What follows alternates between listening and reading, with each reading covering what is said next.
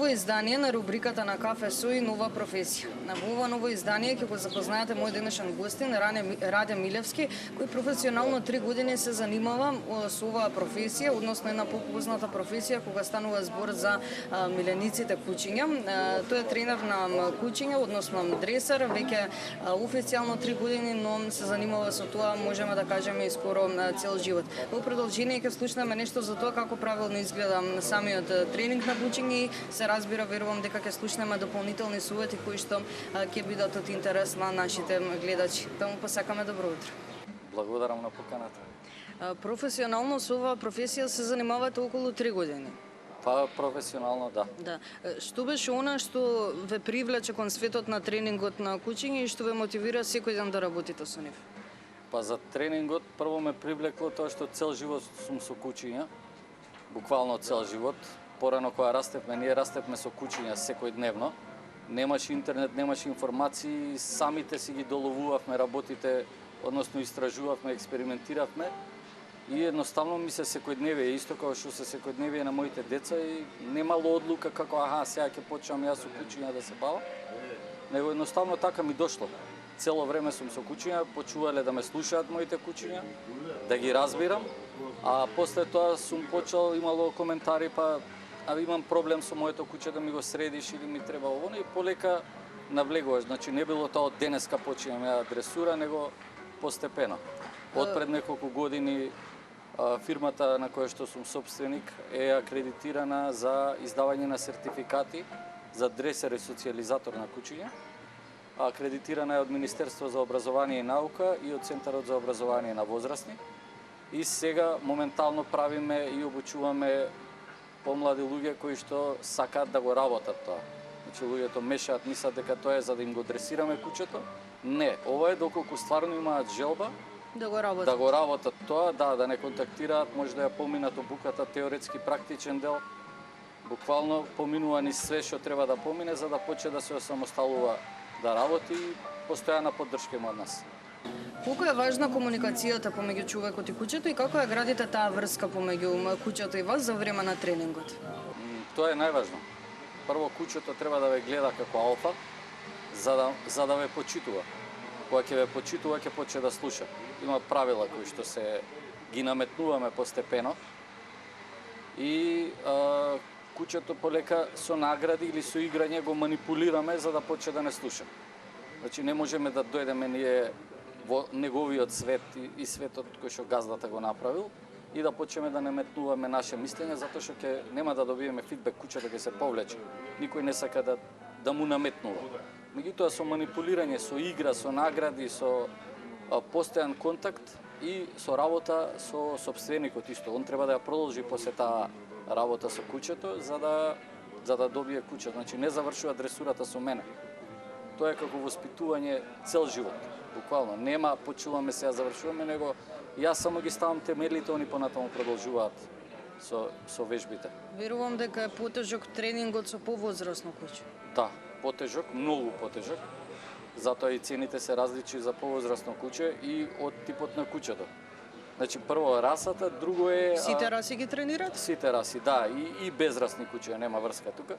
Меѓутоа кај расниве кога работиме знаеме за таа раса што од прилика не очекува. Карактеристиките се унифицирани. Кај нерасните кучиња немаме точно одреден, треба прво кучето да го видиме, нема одреден карактер, треба да видиме од што е спој едноставно и друго најбитно, освен расава и карактеристиките, како собственикот се однесувал со кучето до моментот кога ќе го превземам јас. Значи имало кучиња екстремно уплашени, кои што не дозволува да се работи со него, буквално, затоа собственикот работи со него, а јас цело време суфлирам и сум сенка. Значи има и такви случаи. Да, тоа е многу често. Јас сум кажал, треба собственикот да ги смени навиките, за кучето да ги смени навиките. Он го направил, го создал такво куче, освен генетиката, нели? Другото е он задолжен, колку ги смени собственикот навиките и кучето ги смени навиките. Ме интересира, напоменавте во текот на разговорот дека е најважна таа доминација, да се постави кон кучето. Доколку ви донесат мало куче, бебе, па Мислам, мало по возраст, не по раст. Да, по возраст. Вие нели му ја поставувате таа доминација. Што е отпосле кога ќе се врати кај сопственикот? Дали се случува да не постои веќе таа доминација? Точно така. Јас ако го градам тоа пример 3 месеци, сопственикот може за 3 дена да го уништи се тоа што сум го градил. Затоа што ако продолжи по старите навики, пример, основна работа е куќето да не седи на кревет и да не спие со вас. Тоа не е затоа што куќето сака, му е помеко на креветот да седи, затоа што може да му купите исто меко, симнете го доле, истото тоа што лежи, куќето ќе сака до вас. Значи, оно сака да е на исто ниво со вас. Ако е на исто ниво со вас, куќето нема да ве слуша.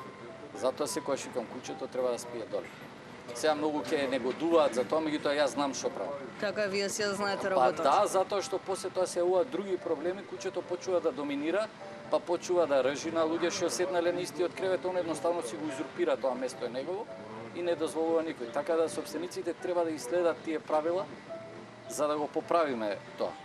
Како би им помогнале на луѓето кои што буквално се борат со однесувањето на нивните куќиња и кои се оние најчести грешки кои што ги прават според вас?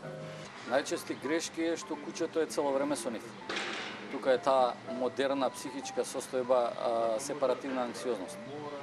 Значи, тоа е состојба кај што куќето не знае да биде само. И ние во животот не можеме нонстоп да бидеме со куќето. Затоа треба да го навикнуваме да седи само. Нели имаме обврски, идеме на работа и така натаму. Затоа треба од мало полесно да ги прифаќа работите. Возење во кола. Значи, во кола не може куќето да се вози напред. Гледам често ги возат напред, буквално шоферот го држи у раце. Таму има airbag, што ако пукне, куќето ќе го остави на место. Значи, било минимален судар да има, куќето ќе загине. Има транспортери кои што треба куќето да се влезе у транспортер. Исто ко ние што живееме у затворен простор, нашиот се вика стан, нивниот се вика транспортер или кафес. Така да куќето треба од мало да свати кај треба да седи и кај му е местото, да му се наметнат правилата.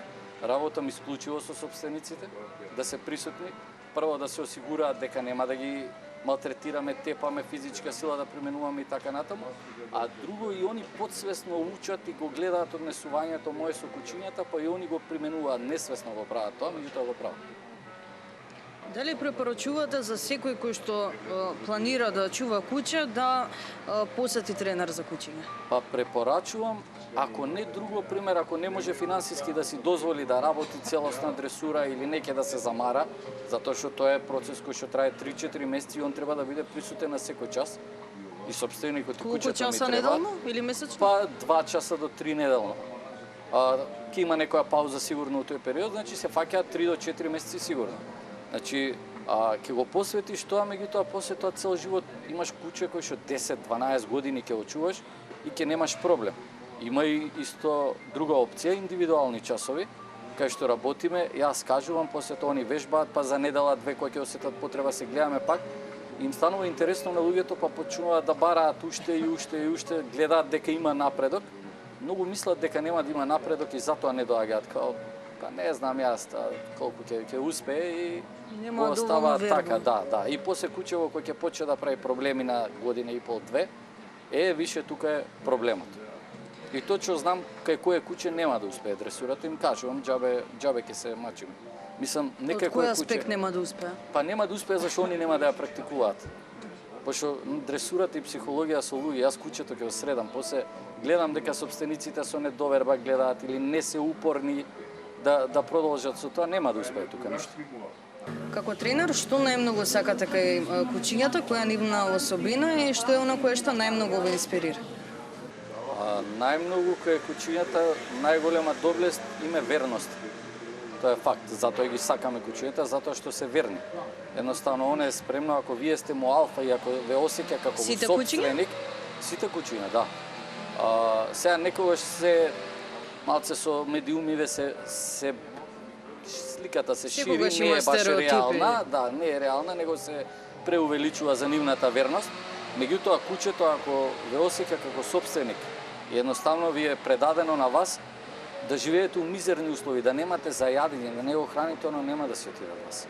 За разлика, пример, од мачката, која што е спротивен карактер тотално. Они се, нели, ловци, способни се самите да си го добијат пленот и затоа не се приврзуваат толку према, значи знаат дека се можат сами да функционираат.